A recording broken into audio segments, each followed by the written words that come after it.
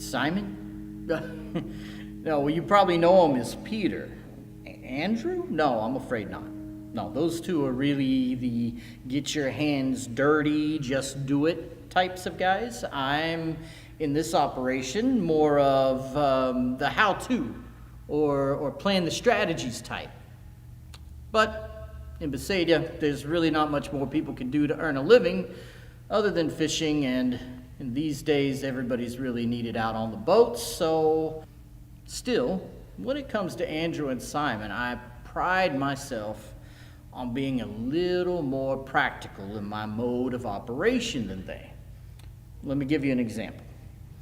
Just the other day, Andrew came to me with great excitement, telling me that he and Simon and some others had seen the Messiah.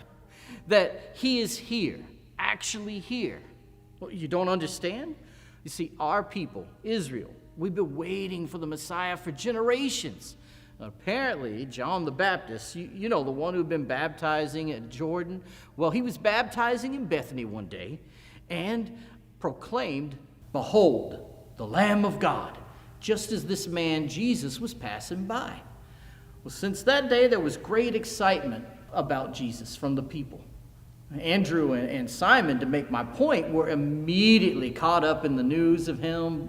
But for me, sight unseen, not having experienced for myself what everyone was talking about, I had to give it a lot of thought, contemplation. While I was still in thought, though, he approached me. Jesus, he approached me, and he told me to follow him. If you hear Jesus tell it, he would say he found me. Well, I'm a bit baffled by his use of the word found. I definitely wasn't hiding. Could it be perhaps he thought that I was lost? Anyway, being the practical person that I am, I really wanted to give the matter of following him some thought and some serious consideration, but for reasons unknown, I can't quite put my finger on it, but something in this man's demeanor, something in his presence, a strong but quiet authority, made me do something very out of character. I followed him with no questions asked. Yes, that day I started following Jesus, just like that. And from that day on, I, practical, rational Philip, was a disciple of Jesus Christ. The other day I went and told my friend Nathaniel about Jesus. I told him that we'd found the Messiah, the one Moses had written about in the law. Well, Nathaniel is even more practical than I am, and when I told him about Jesus, he sarcastically quipped, "Is there anything good that could come out of Nazareth?" All I could say was, "Why don't you come and find out for yourself? Why don't you come and see?" Then, not much longer after that, we disciples were with Jesus at a wedding in Cana, and we saw him turn water into wine. Everywhere we went, the people just gathered around Jesus. He healed them, he touched them, he blessed them, he did many other miracles, and he spoke great words that brought gladness to so many hearts. I remember one day, as we were on the mountaintop, Jesus was sitting talking to a great crowd of people. We found that he had spoken, and we gathered from the early morning until well into the evening. And Jesus looked at me, of all people, and he asked, "Where can we find victuals to feed them?" Well, he had much compassion for that multitude. And there must have been thousands of people gathered. And as I said, am a very practical person, I said to Jesus, 200 penny worth of bread could hardly be sufficient to feed this crowd.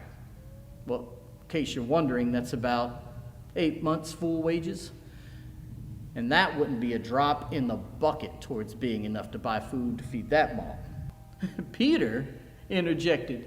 He told Jesus that a boy was standing nearby with 2 fish and 5 loaves of bread. As I said, I'm a very practical person, and I thought to myself, how dumb of Peter to even make mention of that piddly amount of food for such a crowd. What on earth difference could it make? I even felt a little embarrassed for him, making such a moot point to Jesus. Well, in the face of such a great need, I guess you could say I'd forgotten about the water Jesus had turned into wine only a few days earlier.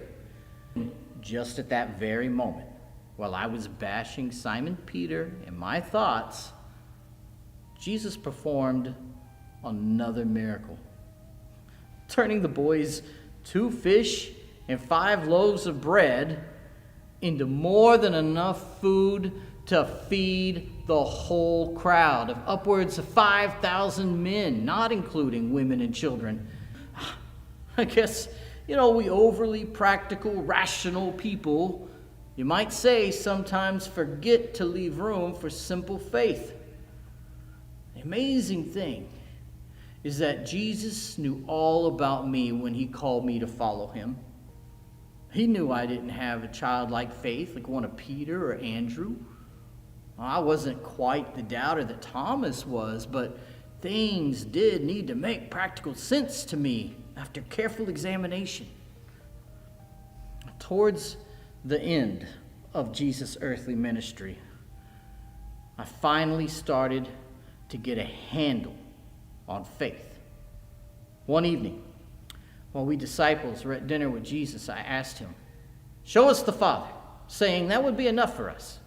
I was still a bit consumed, with the idea of seeing before fully committing to the work.